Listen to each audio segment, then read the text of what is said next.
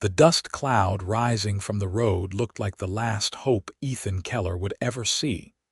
And when it settled to reveal a lone woman walking toward his failing ranch, he wondered if the desert sun had finally driven him mad. It was late spring in 1878, and the land around Delta, Colorado, had been unforgiving that year. The winter snows had been sparse, the spring rains even more so, and now Ethan stood on the porch of his modest ranch house watching a stranger approach on foot. She wore a simple dress that looked like a compromise between two worlds, her long black hair braided down her back, her skin bronzed by the sun. As she drew closer, he could see the determination in her dark eyes and the proud set of her shoulders despite what must have been miles of walking. Ethan was 26 years old and had inherited this land from his father 3 years ago. Along with debts he could barely manage and equipment that broke down more often than it worked. He had no hands working for him anymore, having had to let them go months back when the money dried up. The fields that should have been planted weeks ago lay fallow and mocking under the bright Colorado sky. The woman stopped at the edge of his property, respecting the boundary even though there was no fence to mark it anymore. He had sold the fence posts last winter for firewood money. "You need help," she called out. It was not a question.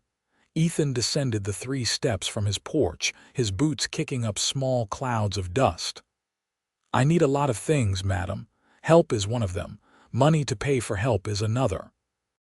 She took a few steps closer, and he could see she was young, probably around 23 or 24, with high cheekbones and eyes that seemed to assess everything at once. "I am Onawa Voda. I will work your land. You do not need to pay me with money." The way she said Voda made him think it was not her birth name but something adopted or given. Her English was precise, careful, each word measured. "Everyone needs money," Ethan said, but his heart was already racing with a dangerous hope. "What would you want instead?" "A place to stay. Food. The chance to be here through harvest time." She looked past him at the empty fields. "You have good land. It wants to give you food. You just need hands to help it." Ethan rubbed the back of his neck, feeling the sunburn there. Every sensible thought told him this was strange, possibly dangerous, definitely complicated. A native woman wanting to work his land for nothing but room and board, with some mysterious reason to stay until harvest. But sensible thoughts did not plant fields, and he was desperate enough to make a deal with the devil himself if it meant saving his father's ranch. "I have a small room off the barn," he said slowly. "It is not much, but it is clean and dry. I can promise you 3 meals a day, though they will not be fancy, and you can stay as long as you work." Something flickered across her face, relief perhaps, or satisfaction. "I will work harder than any man you have had here." "I believe you," he said, and realized he meant it. That first day, Onawa proved her words were not empty. She changed into working clothes she had carried in a small bundle, practical pants, and a shirt that had seen much use, and joined him in the field. Ethan had been trying to repair his plow, a task that had frustrated him for 3 days. She knelt beside him, looked at the broken mechanism, and without a word began to help. Her hands were strong and sure, and together they had it working within an hour. They planted corn first, working in a rhythm that surprised Ethan. She knew the land, knew how deep to plant, how far apart, how to read the soil with her fingers. When he asked where she had learned farming, she said simply, "My mother's people grew corn before the Spanish came. We did not forget." The days fell into a pattern. They rose before dawn, worked until the sun made it dangerous to continue, rested during the worst heat, then worked again until dark. Ethan had been alone for so long that having another person there felt strange at first. He had grown used to silence, to the sound of his own thoughts. But Onawa was not intrusive with her presence. She spoke when there was something worth saying and was quiet when there was not. In the evenings, they ate together on the porch. Ethan was not much of a cook, but he could manage beans and bacon, cornbread and coffee. Onawa sometimes added to their meals, gathering wild plants he did not recognize that turned out to be delicious. "Where did you come from?" he asked one night, a week after she had arrived. "I mean, before you came here." She was quiet for a long moment, looking out at the darkening fields. "I have been many places. My mother was Cheyenne. My father was a trapper from the East, Russian, I think. He gave me his name, Voda, before he left. I grew up between worlds, not fully belonging to either." "That must have been hard," Ethan said. "It taught me to make my own place." She glanced at him. "What about you? You are young to be alone on a ranch." "My mother died when I was 12. My father raised me here, taught me everything about this land. He died 3 years ago, left me the ranch and debts I am still trying to pay. I have been holding on by my fingernails ever since." "You love this place," she observed. "I do. It is all I have of him, of them both. I cannot let it go without a fight." She nodded as if this made perfect sense. "Then we will fight for it." The corn was in the ground within 2 weeks, and they moved on to beans and squash. Onawa suggested planting them together, the way her mother's people had done, each plant helping the others. Ethan had never heard of such a thing, but he trusted her knowledge. They planted pumpkins along the edges of the fields, and she started a kitchen garden near the house with vegetables and herbs. As they worked, Ethan found himself watching her more than he should. There was grace in how she moved, efficiency in every gesture. She never wasted energy or motion. And when she smiled, which was not often at first, it transformed her face completely. One afternoon, they were digging an irrigation ditch to direct water from the creek to the fields. It was back-breaking work, and they were both covered in mud and sweat. Ethan hit a rock with his shovel, and the impact jarred his arm so hard he dropped the tool. "Damn it," he muttered. Onawa looked up from where she was working a few feet away. "You are tired. We should rest. We need to finish this section before dark. We need you not to hurt yourself." She climbed out of the ditch and extended a muddy hand. "Come. 10 minutes of rest will make the work go faster." He let her pull him up, aware of how strong her grip was, how warm her hand felt in his. They sat in the shade of the only tree near the field, a scraggly cottonwood that offered more sentiment than actual shade. "Why are you really here, Onawa?" The question came out before he could stop it. "I am grateful, do not misunderstand. But people do not usually show up and offer to work for months just for food and a room in a barn." She pulled her knees up and wrapped her arms around them, looking out at the half-finished ditch. "I told you, I needed a place to stay until harvest time. But why this place? Why my ranch? I heard in town that you were alone, that you needed help, that you were a fair man. That was enough. That cannot be all of it." She turned to look at him, and there was something in her eyes he could not read. "When harvest comes, I will tell you everything.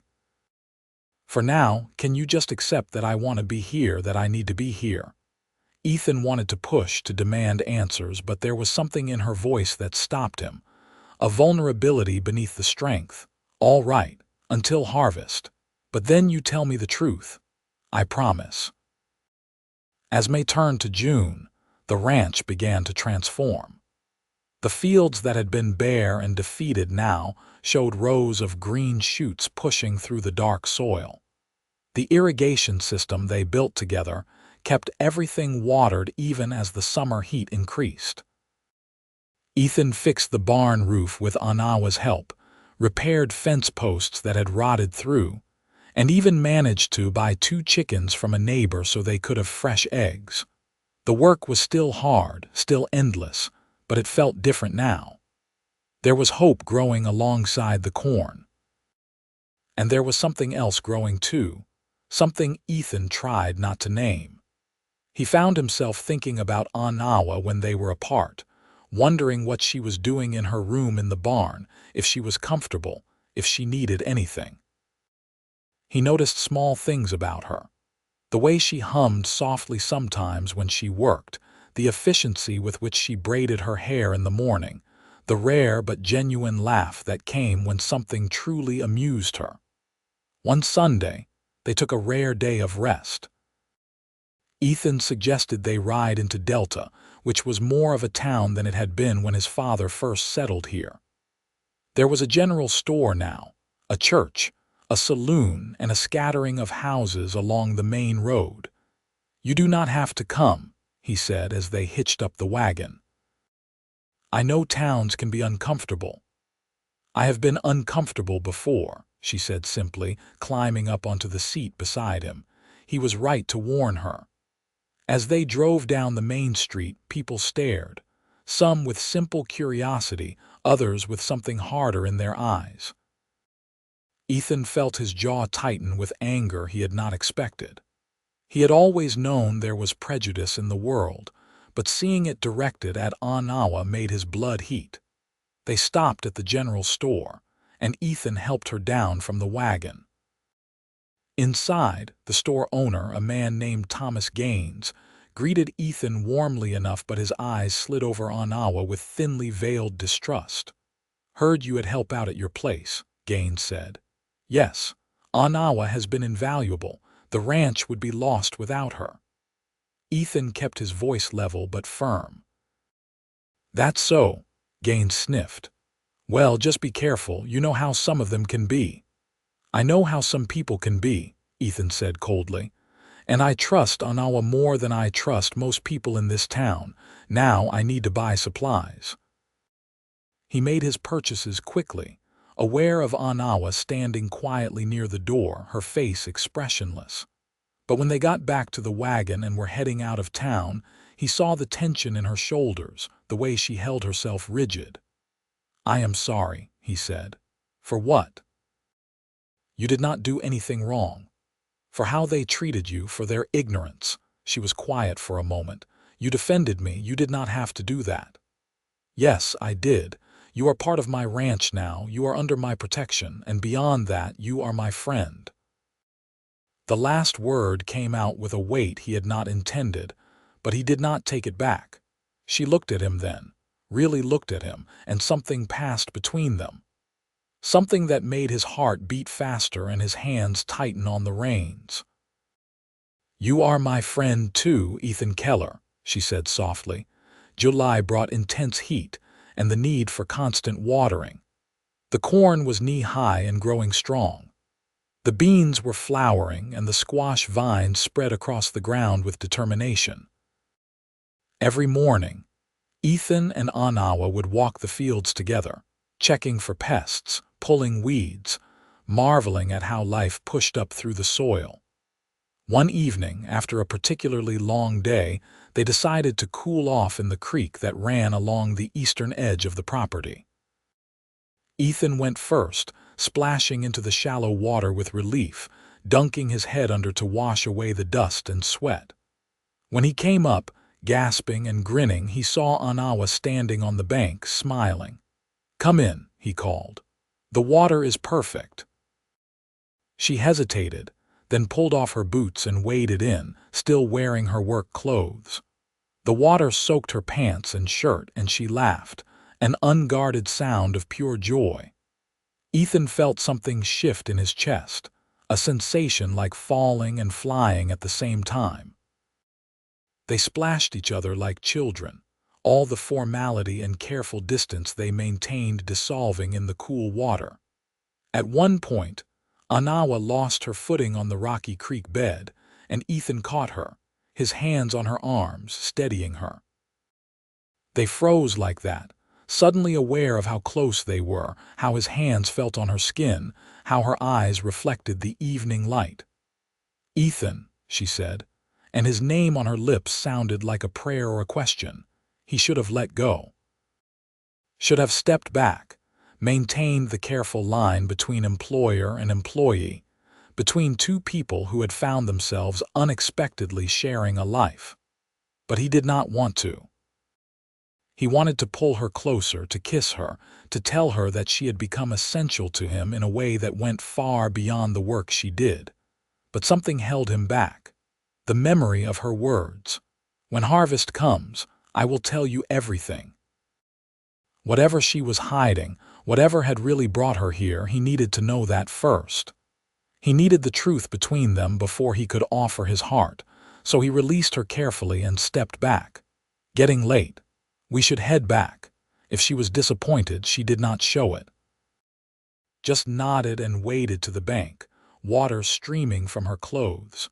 August arrived with a vengeance, the heat making the air shimmer above the fields. But the crops were thriving. The corn was tall now, the ears forming and filling out. The beans hung heavy on their vines, and the squash grew large and healthy.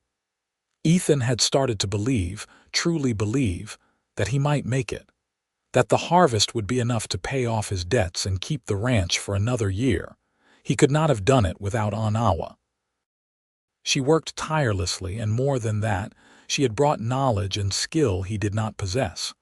But it was more than practical help. She had brought life to a place that had been dying, and not just the ranch. Him too. He had been dying of loneliness and despair, and he had not even realized it until she arrived and reminded him what it felt like to have someone to share the work, the meals, the quiet evenings.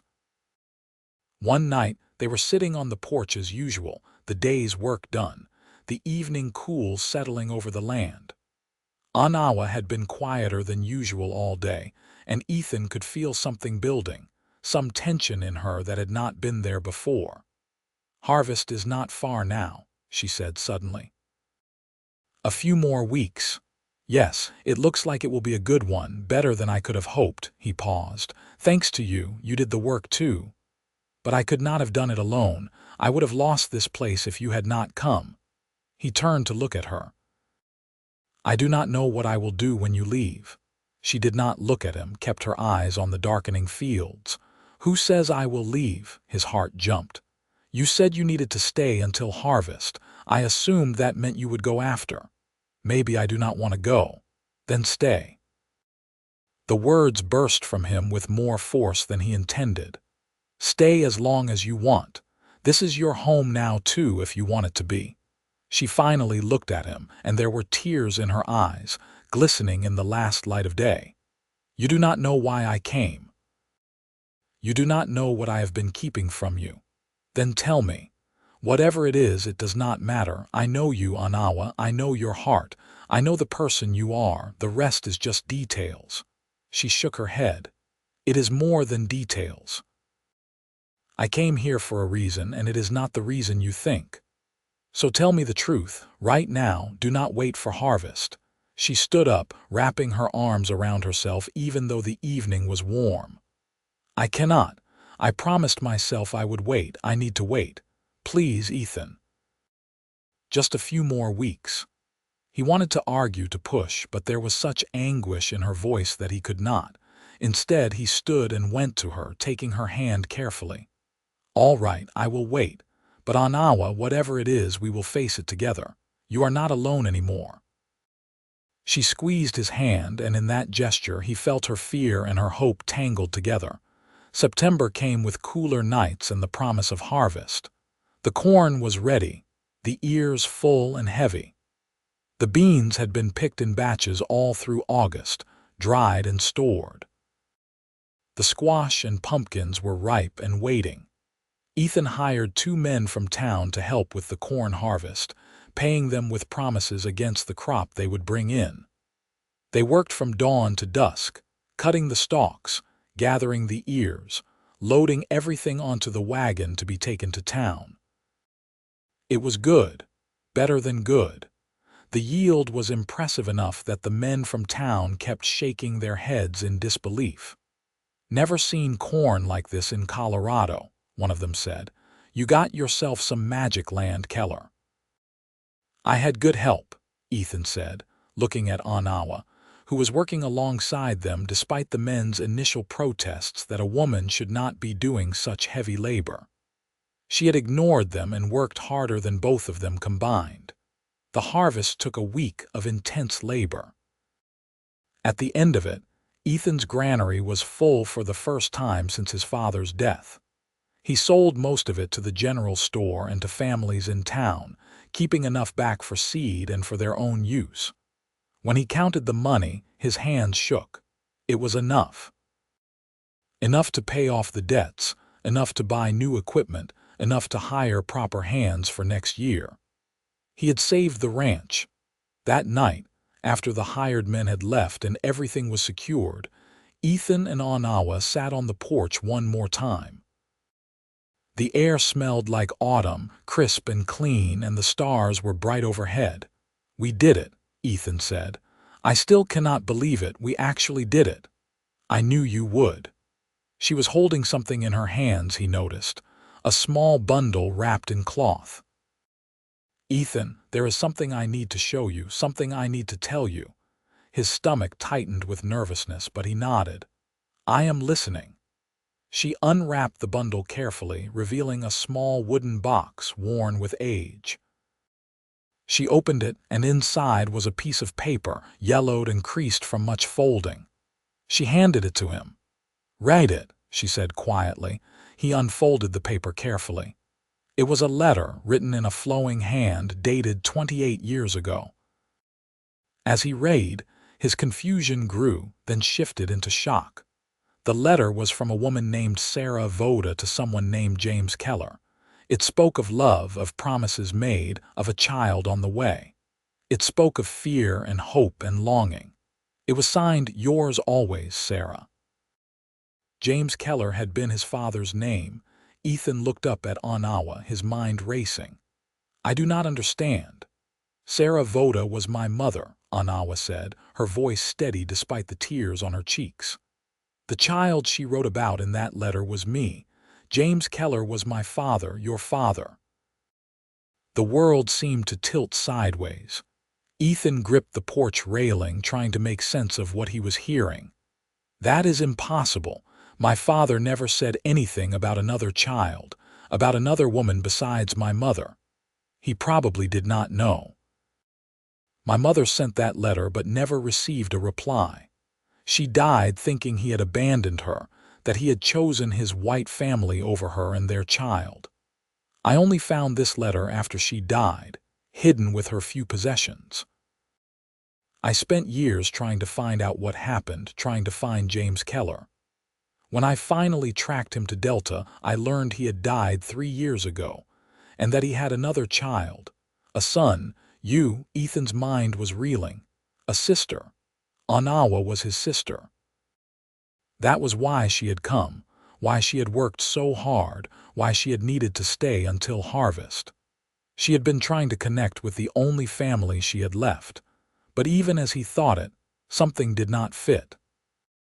The way she looked at him sometimes, the moment in the creek, the tension between them that felt nothing like sibling affection. "I do not believe it," he said slowly. "I do not believe you are my sister." She looked startled. "What but the letter?" "The letter proves your mother knew my father, but it does not prove he was your father. Did your mother ever say directly that he was?" "She said my father was a rancher, that his name was James, that he had promised to marry her but already had a wife. When I found the letter and his full name, you assumed."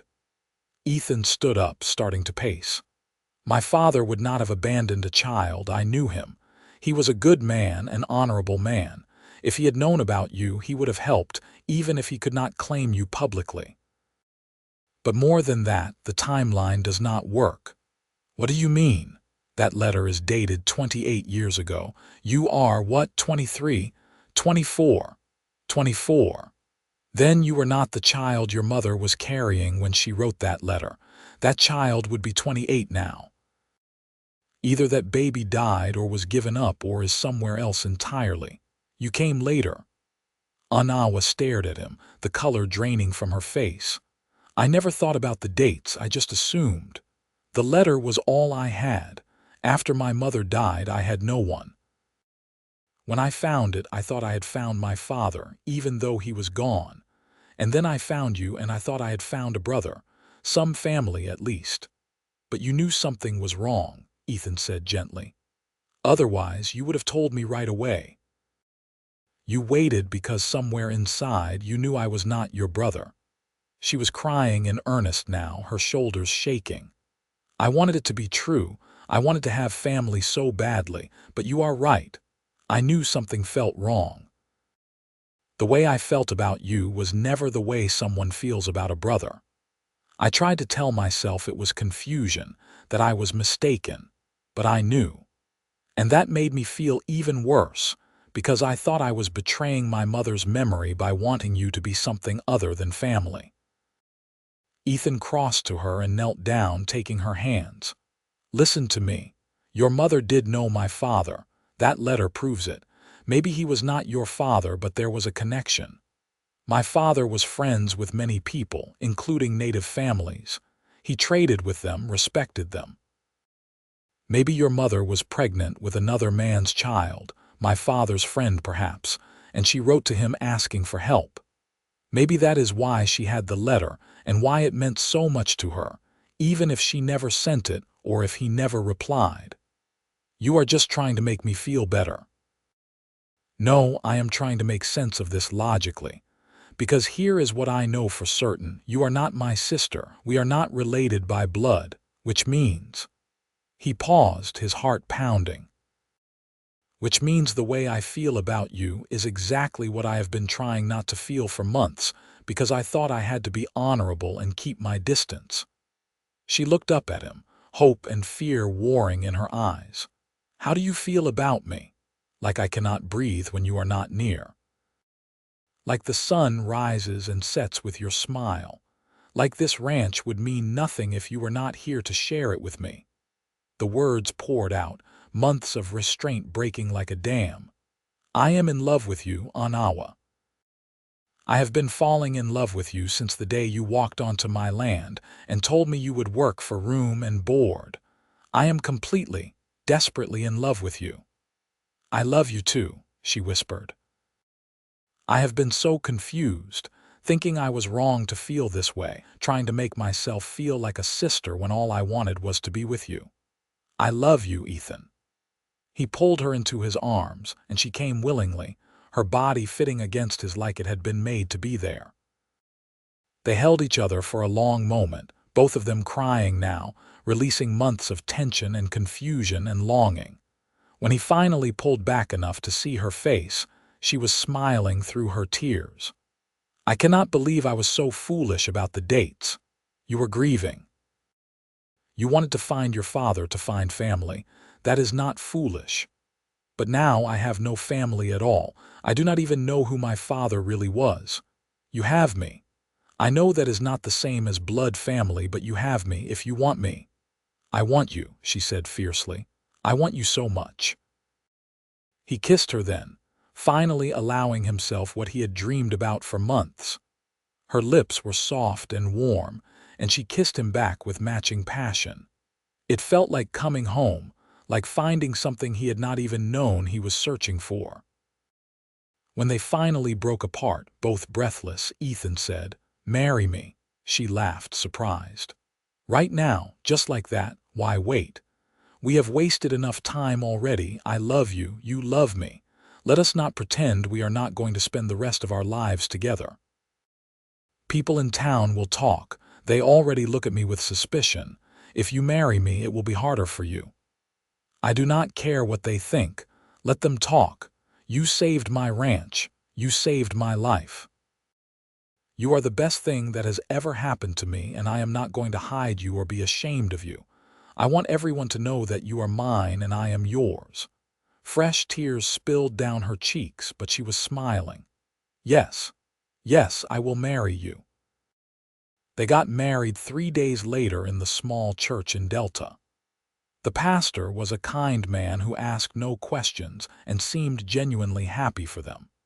There were no guests except for an older couple who attended the church regularly and agreed to stand as witnesses.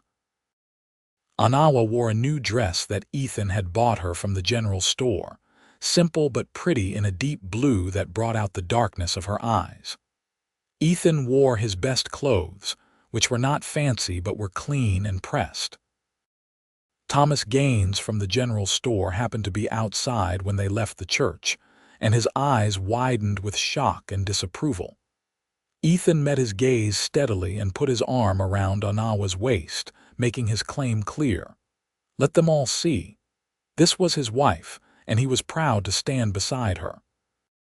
They spent their wedding night in the ranch house, not in the barn room where Onawa had been staying. Ethan had cleaned and prepared, putting fresh linens on his bed, wildflowers in a jar on the dresser. It was not fancy, but it was theirs. That night, they lay together in the darkness, exploring this new intimacy with wonder and tenderness. Onawa was nervous at first, admitting she had never been with a man before. Ethan took his time, wanting her first experience to be good, to be full of love and care. They learned each other slowly, with patience and growing passion, until they moved together in perfect rhythm, crying out their love in the darkness. Afterwards, they lay tangled together, her head on his chest, his hand stroking her hair. "I cannot believe this is real," she murmured. "That I found you, that we are together. Believe it, this is the most real thing in my life. You think your father and my mother really knew each other? Or was the letter meant for someone else and I had it wrong all along? I think they knew each other. Maybe not in the way you thought, but there was a connection. And maybe, in some strange way, that connection brought you here to me. Maybe it was meant to be all along." She tilted her head up to kiss his jaw. "I like that idea, that our parents, whoever they were, somehow led us to each other." "Me too." They fell asleep like that, wrapped in each other, the beginning of their forever. The following weeks were a blur of happiness and hard work. Autumn progressed, and they prepared the ranch for winter. The harvested fields were tilled under, ready for next year's planting. The granary was full, the debts were paid, and Ethan had enough money to buy the supplies they would need to get through the cold months. Onawa moved her few possessions from the barn room into the house, making it truly their home. She had a talent for creating warmth and comfort, arranging things in ways that made the simple rooms feel welcoming. She hung dried herbs from the kitchen ceiling, put her mother's small wooden box on a shelf where they could both see it, and made curtains from fabric she traded eggs for in town.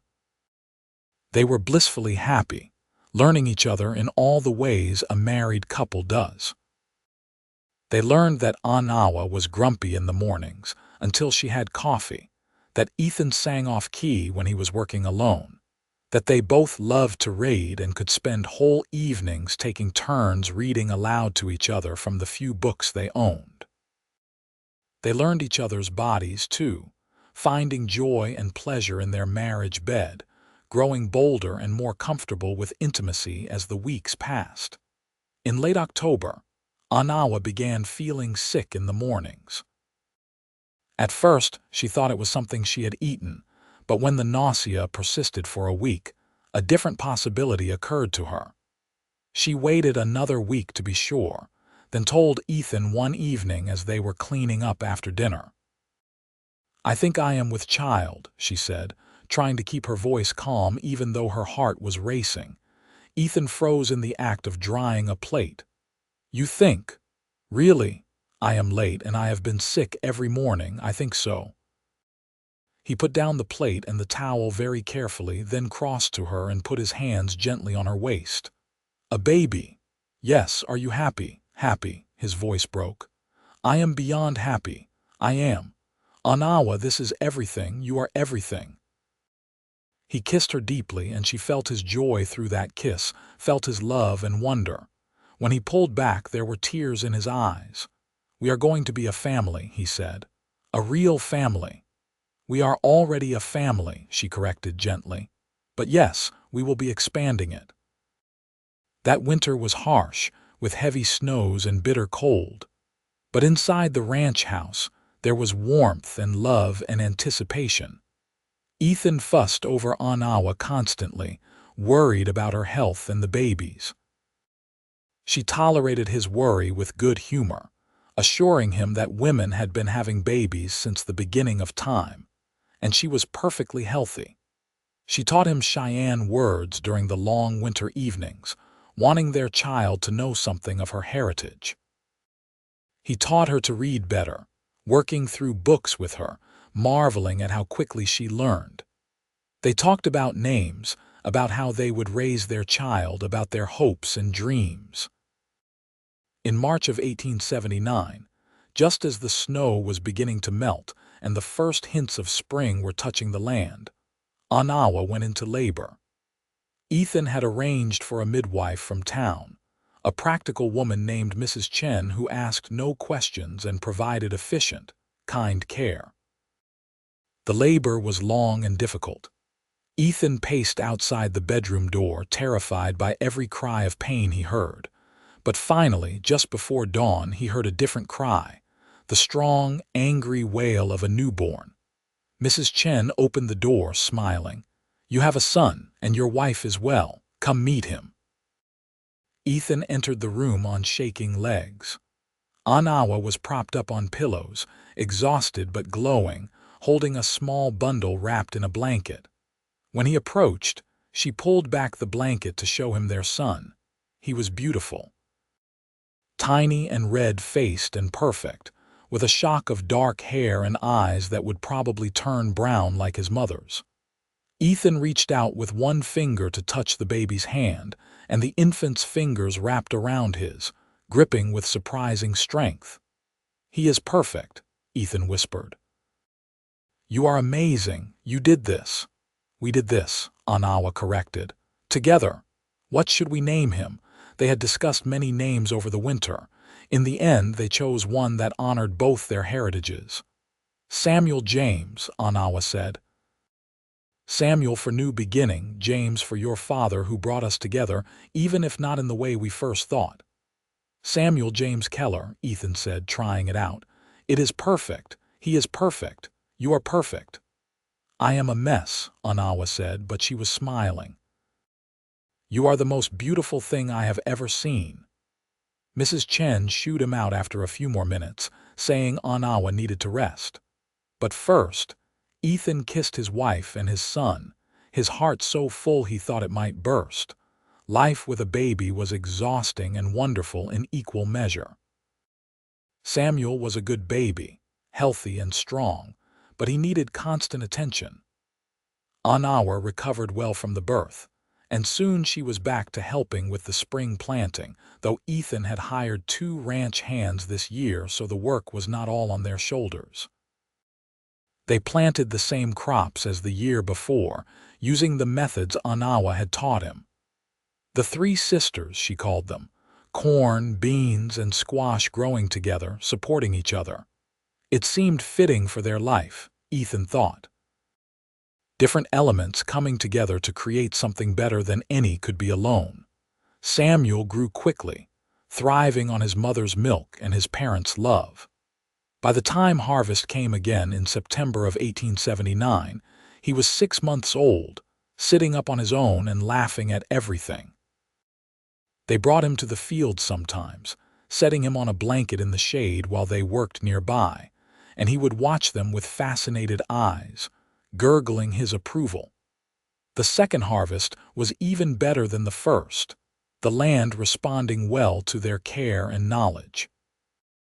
Ethan sold the crops for a good profit, enough to expand the ranch, to buy more equipment, to plan for a bigger planting next year. They were succeeding beyond his wildest dreams, but more than that, they were happy. Genuinely, deeply happy. One evening in late autumn, after Samuel was asleep in his cradle, Ethan and Onawa sat on the porch as they had done so many times before. The air was cool, and Onawa was wrapped in a shawl, leaning against Ethan's shoulder. "Do you ever regret it?" Ethan asked. "Staying here, marrying me?" "Never, not for a single moment, do you?" "Only that I did not kiss you sooner," he said, grinning. "I wasted so much time being honorable," she laughed softly. "It was not wasted. We needed that time to know each other, to build trust, and the mystery kept things interesting." It certainly did that. He kissed the top of her head. I am so grateful you walked onto my land that day I was lost and you saved me. We saved each other, she corrected. I was lost too. I had been wandering for years, looking for something I could not name. And then I found you and I found home. This is your home, always. You and Samuel, this land is as much yours as it is mine. More, maybe, since you were the one who really brought it back to life. It is ours, she said firmly. Everything we have is ours together. They sat in comfortable silence for a while, watching the stars come out one by one. I have been thinking, Onawa said eventually, about the letter, about my mother and your father. What about them? I want to stop wondering. I want to stop trying to solve a mystery that may never have an answer. My mother is gone. Your father is gone. Whatever connection they had, whatever story there was, it is in the past. Our story is now. That is what matters. I think that is wise, Ethan said gently. But if you ever want to search for answers, I will help you. If you want to try to find your father, whoever he was, I will support you. I know you would. But I do not need to anymore. I have you. I have Samuel. I have a future instead of just a past. That is enough. More than enough, he agreed. The years that followed were good ones. The ranch prospered, growing from a small, struggling operation into a successful working ranch. Ethan hired more hands, built a proper bunkhouse for them, and expanded the fields year by year. But he never forgot Onawa's methods, never abandoned the knowledge she had brought. They continued to plant the three sisters together, continued to work in harmony with the land rather than trying to force it to their will. Samuel grew into a bright, energetic boy with his mother's eyes and his father's stubborn determination. When he was 2, Onawa became pregnant again, and in the spring of 1881 they welcomed a daughter. They named her Alina Rose, and she was as different from her brother as could be, with lighter skin and blue-green eyes that seemed to shift color in different lights. She was quiet where Samuel was loud, thoughtful where he was impulsive. The town of Delta grew too, and while there were always some who looked at Onawa with suspicion or disdain, there were others who came to respect her. The women whose children she helped when they were sick with her knowledge of herbs and healing. The farmers who sought her advice on planting and found their yields improving. The families who tasted the food she brought to church gatherings and wanted the recipes. It was not always easy. There were ugly moments, times when someone said something cruel or tried to cause trouble. But Ethan and Onawa faced it together, and they had each other to lean on. And gradually, very gradually, they earned their place in the community. In 1883, when Samuel was 4 and Alina was 2, Onawa found herself pregnant once more. This pregnancy was harder than the others, and she was often tired and sick. But she was also happy, telling Ethan that their family felt complete now, that this baby was the final piece of their picture. In late autumn, just after the harvest was in, she gave birth to another son. The labor was difficult, and for a few frightening hours, Ethan thought he might lose her. But she fought through it with characteristic determination, and finally their second son came into the world, smaller than his siblings but with a strong cry that announced his presence. They named him Thomas Daniel, and he had his mother's dark hair and his father's green eyes. He completed their family perfectly, Ethan thought. 3 children, 3 pieces of their hearts walking around outside their bodies. Life settled into a rhythm. The children grew, the ranch prospered, and Ethan and Onawa's love deepened with each passing year. They had built something real and lasting, not just in the ranch but in their family, in their marriage. On their 5th wedding anniversary in the autumn of 1884, Ethan gave Onawa a gift. It was a small wooden box, beautifully carved, with a place inside for her mother's letter. "I thought you could keep it in here," he said. Your mother's letter and any other important things you want to preserve. We can pass it down to the children, tell them the story of how their parents met, how a mystery brought us together and love kept us. She held the box carefully, running her fingers over the carved surface. It is beautiful, thank you. There is something else in there too. She opened it and found, beneath the space for the letter, a small envelope. Inside was a deed. She read it slowly, then looked up at him with tears in her eyes. The ranch is in both our names now, Ethan said. Legally, officially, it is not just mine, it is ours. I should have done it years ago, but I am doing it now. You are not just my wife, you are my partner in everything. She set down the box and threw her arms around him, kissing him fiercely. I love you so much. I love you too, I love the life we have built. I love our children, I love every single moment of our story. Even the confusing parts, especially the confusing parts, they led us here. They stood together on the porch of their ranch, looking out at the land they had brought back to life through hard work and love. The harvest was in, the winter was coming, but they were ready. Together, they could face anything. Samuel came running out of the house, followed more sedately by Alina, who was carrying baby Thomas. Papa, can we have a story before bed? Of course, Ethan said, scooping Samuel up. What story do you want? Tell us about when Mama came here, Samuel demanded. He loved this story, asked for it constantly. Ethan looked at Onawa and she smiled, nodding. They went inside together, the whole family settling on the big bed in the master bedroom. Ethan and Onawa propped up against the headboard with the children between them, and Ethan began the story. Once upon a time, there was a poor rancher who was about to lose everything. His land was dry, his money was gone, and he was all alone. He thought he would have to give up his father's ranch, the only home he had ever known. But then one day, a woman walked out of the desert and everything changed. He told them how Onawa had offered to work the land, how they had planted together, how they had saved the ranch through hard work and determination. He told them about the harvest, about the truth that came out, about how they realized they were meant to be together. He did not tell them about the confusion with the letter, about thinking they might be siblings. That part of the story could wait until they were older, until they could understand the complexities. For now, he told them the simple version, that their mother had come looking for family and had found love instead. And they lived happily ever after, Alina said when he finished, as she always did. Yes, Onawa said, kissing the top of her daughter's head. We did. We do. After the children were tucked into their own beds and the house was quiet, Ethan and Onawa returned to their bedroom.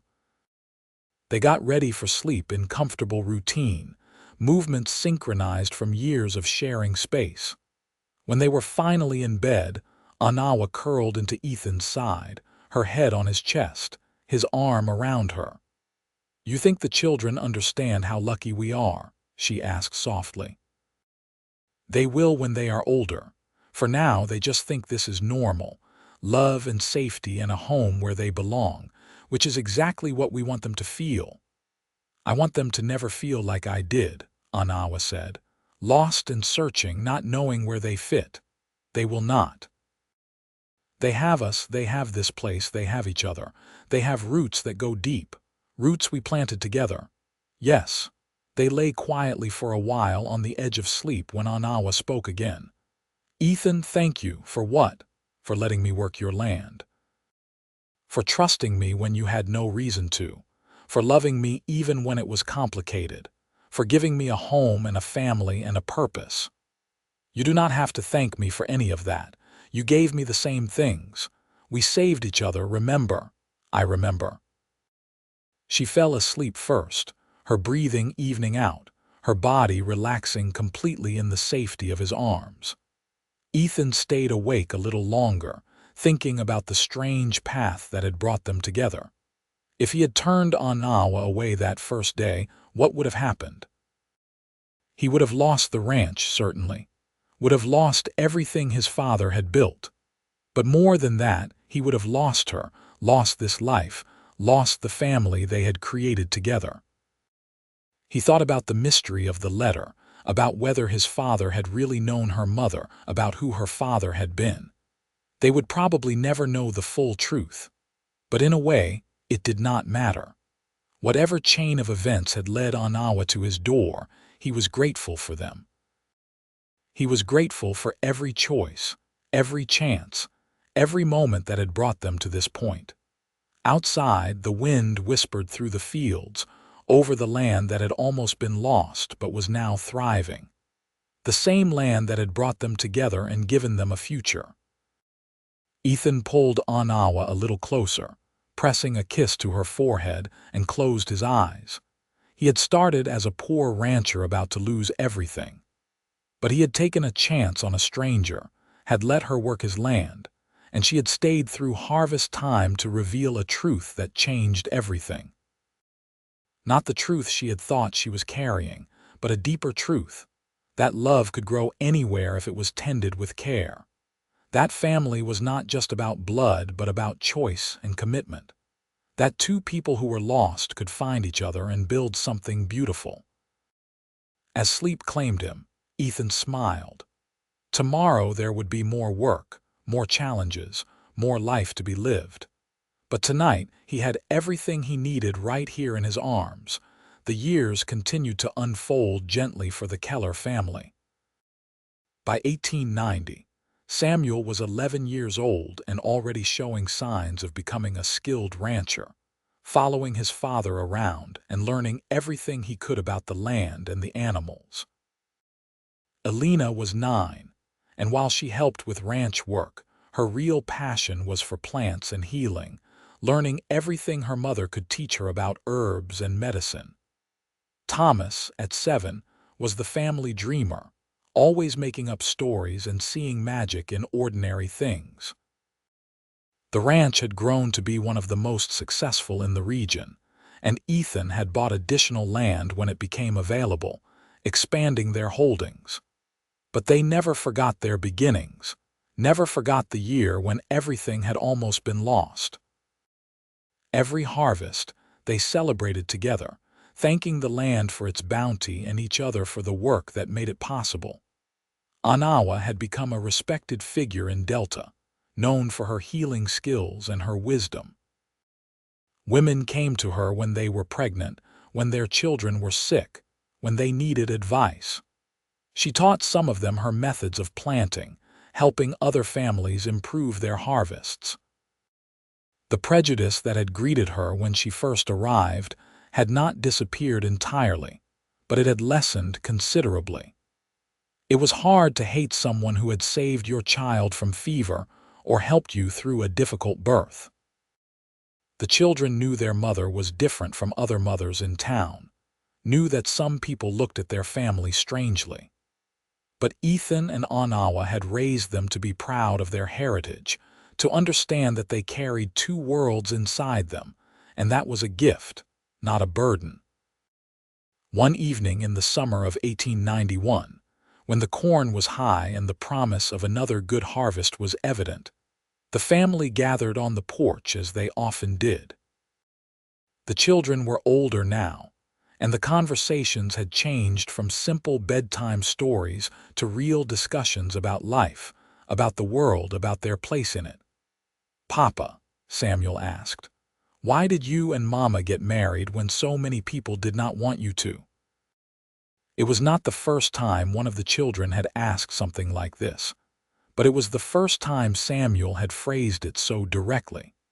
Ethan looked at Onawa, and they shared one of those wordless communications that long married couples develop. She nodded slightly, giving him permission to answer fully. "Because I loved her," Ethan said simply. "Because she was the best person I had ever met, and I could not imagine my life without her. Because what other people thought was less important than what I knew to be true, that your mother and I were meant to be together." "But was it hard?" Elena asked. "Were people mean to you sometimes?" Onawa answered honestly. Some people were unkind, some still are. But we had each other, and that made us strong enough to face anything. And we had good people too. People who looked past differences and saw hearts instead. "I am glad you got married," Thomas announced. "Otherwise, we would not be here." "That is very true," Ethan said, grinning and ruffling his youngest son's hair. "And you three are the best thing we ever did." "Better than saving the ranch," Samuel challenged. "Much better. The ranch is just land and crops. You are our legacy. You are what we will leave behind in this world." "That is a lot of pressure," Elena said, but she was smiling. "You can handle it," Onawa assured her. "You are all strong like your father and adaptable like me. You have the best of both of us." "And the worst," Samuel muttered, earning a laugh from everyone. As the evening darkened and the stars came out, the children eventually drifted inside to get ready for bed. Ethan and Onawa remained on the porch, her hand in his, both of them content in the comfortable silence of a marriage that had weathered years and grown stronger. "Do you think they understand?" Onawa asked. "What we overcame to be together?" "They are starting to," Ethan said. "And as they get older, they will understand more, but I hope they never have to face what we did. I hope the world is kinder to them. It will be if we teach them to be kind. To see people as people, not as categories or colors or cultures. You are wise, Mrs. Keller." "I had a good teacher," she said, squeezing his hand. They sat together as the night deepened. Two people who had found each other against the odds and built a life that was richer than either had dreamed possible. The ranch land stretched out around them, fertile and productive, a testament to what could be achieved through hard work and cooperation. But the real achievement was not the land or the crops or the success of the ranch. It was the family they had created, the love they had nurtured, the life they were living. In 1895, Samuel turned 16 and took on more responsibility on the ranch, working alongside his father as a full partner. Elena, at 14, had developed her healing skills to the point where people were coming from all over the region to seek her help. Thomas, at 12, was still the dreamer, but he had started writing down his stories, filling notebook after notebook with tales of adventure and romance. The children were growing up, becoming their own people, and while Ethan felt the bittersweet pang of time passing too quickly, he was also proud of who they were becoming. One day in late summer, Samuel came to his parents with a serious expression. "Papa, Mama, I need to talk to you about something." They sat down together in the kitchen, and Samuel took a deep breath. "There is a girl in town. Her name is Margaret Chen, Mrs. Chen's granddaughter. She came from San Francisco to live with her grandmother, and I have been talking to her at church. I would like to court her, but I wanted your permission first." Ethan felt a rush of emotions. His son wanting to court someone. It seemed impossible that he was old enough, but of course he was. He was 16, almost 17, the same age Ethan had been when he took over the ranch. "What do you know about her?" Onawa asked gently. "She is kind and smart. She wants to be a teacher. She loves to read. She does not care that I am half Cheyenne. She says it makes me interesting." Samuel blushed. "I really like her, Mama," Onawa smiled. "Then you should court her with our blessing, but Samuel, be honorable, treat her with respect. Remember that her heart is a gift, not a right." "I will, I promise." "And if people give you trouble because she is Chinese and you are half Cheyenne, you stand tall," Ethan added. "You have nothing to be ashamed of, either of you. I know. You and Mama taught me that." After Samuel left, excited and nervous, Ethan turned to Onawa. "He is growing up so fast." "They all are. Soon they will have lives of their own, families of their own." "Are you sad about it?" She considered the question. "A little. But mostly I am proud. We raised them well. They know how to love, how to work, how to stand up for what is right. That is all we can give them." "It is everything," Ethan said.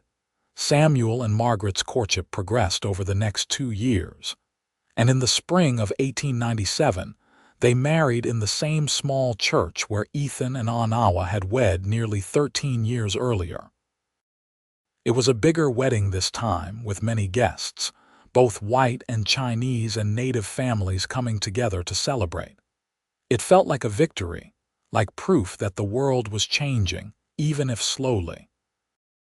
Alina showed no interest in courtship, too focused on her healing work, but she seemed happy with her choice. Thomas was still young, only 14, and more interested in his stories than in girls. The turn of the century came and went, bringing with it new technologies and new challenges. The ranch adapted, as it always had, incorporating new methods while keeping the best of the old ways. Ethan was in his late 40s now, Onawa in her mid-40s, and they were conscious that they had lived more of their lives than they had left to live. But they had no regrets, only gratitude for the years they had been given. In 1903, Samuel and Margaret welcomed their first child, a daughter they named Sarah, after Onawa's mother. When Onawa held her granddaughter for the first time, she wept, thinking about her own mother who had never known this kind of peace, this kind of acceptance and love. "She would be proud of you," Ethan said softly, standing beside her, his hand on her shoulder. "Your mother. She would be so proud of the life you built, the family you raised." "I hope so," Onawa whispered. "I hope she knows somehow." "She knows," Ethan said with certainty. "Wherever she is, she knows." Alina married in 1905, choosing a doctor from Denver who had come to Delta to set up a practice and had been amazed by her knowledge and skill. They decided to stay in Delta, building a small clinic where they could serve the community together. Thomas, at 19, announced he was going to Denver to work for a newspaper, wanting to see more of the world before settling down. Ethan and Onawa blessed his choice, understanding the need to explore, even as they missed him. The ranch passed more fully to Samuel's management as Ethan began to slow down, his body feeling the years of hard labor. But he was content to step back, to watch his son run the operation with skill and care, incorporating the methods Onawa had taught him all those years ago. In the summer of 1908, on a perfect evening when the harvest was just beginning, Ethan and Onawa sat on their porch one more time. They were both in their 50s now, graying and weathered but still strong, still together. "You remember the first time we sat here together?" Ethan asked. "Of course. I was so nervous, trying to figure out how to tell you why I had really come, trying to understand what I was feeling for you. I was trying not to fall in love with you," Ethan admitted. "Trying to be honorable and professional, I failed spectacularly." "I am glad you failed," she said, leaning against him. "I am glad we both failed at keeping our distance." 30 years, Ethan marveled. 30 years since you walked onto my land and changed my life. Has it been a good life, the best life, the only life I would ever want? You gave me everything, Onawa. You saved the ranch, yes, but more than that, you saved me. You gave me purpose and love and a family. You gave me reasons to get up every morning. We gave those things to each other," she corrected gently.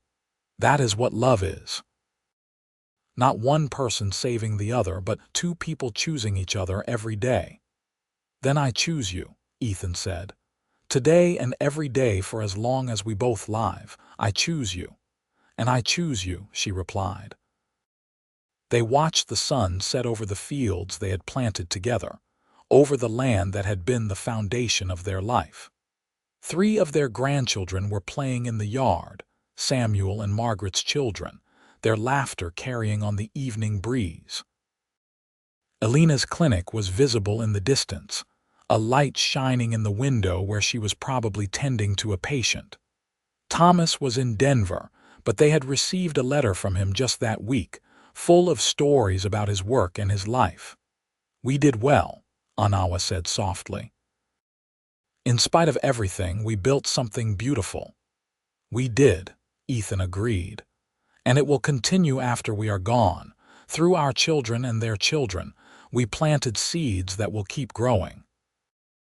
As the stars began to emerge one by one, Ethan and Onawa remained on the porch, two souls who had found each other in the vast wilderness of the world and had built a love that would endure. The mystery that had brought them together had dissolved into understanding and acceptance. The struggles they had faced had forged them into stronger people, and the life they had lived together had been, in every way that mattered, a triumph. The years that followed were gentle. Ethan and Onawa grew old together gracefully, their love deepening into something profound and unshakable. They became the patriarch and matriarch of a growing family, their children and grandchildren gathering at the ranch for holidays and harvests, filling the house with noise and love. When Ethan died in the winter of 1925, at the age of 73, surrounded by family, his last words were for Onawa. "Thank you for everything. Thank you for loving me. Thank you for the life we had." Onawa held his hand as he slipped away, tears streaming down her face, but her voice was steady as she replied, "Thank you for seeing me, for choosing me, for every day we had together." She lived another 5 years after he was gone, staying on the ranch with Samuel's family, teaching her great-grandchildren the same skills she had taught their grandparents. She told them stories about the Wild West, about a time when the land was harder and life was more uncertain, about how their great-grandfather had taken a chance on a stranger, and how that choice had changed everything. When Onawa died peacefully in her sleep in the spring of 1930, at the age of 76, she was buried next to Ethan on a hillside overlooking the fields they had planted together. The whole community came to her funeral, people of all backgrounds and cultures, all touched by her life in some way. The ranch continued, passed down through the generations, always thriving, always productive. And though the world changed dramatically in the decades that followed, the story of Ethan and Onawa was never forgotten. Their descendants told it to each new generation, keeping alive the memory of two people who had loved each other despite the odds, who had built a life together through hard work and dedication, who had proved that differences could be bridges instead of walls. The wooden box Ethan had given Onawa on their 5th anniversary became a family treasure, passed from eldest child to eldest child in each generation. Inside was the letter from Onawa Voda to James Keller, the mystery that had brought Onawa to the ranch.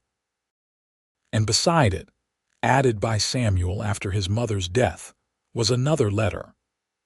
This one was written by Onawa herself, penned late in her life, telling the full story of how she had come to Delta looking for family and had found love instead. In it, she wrote, "I came to this ranch thinking I knew why I was there. I thought I was searching for my father, for blood family, for answers to old questions. But I was wrong about everything except one thing. I was meant to be there. Not because of my mother's letter or some connection to the past, but because my future was waiting for me. Ethan Keller was my destiny, though I did not know it at the time. This ranch became my home, not because of history, but because of love. And the family I found here was more real, more true, than anything blood alone could have given me."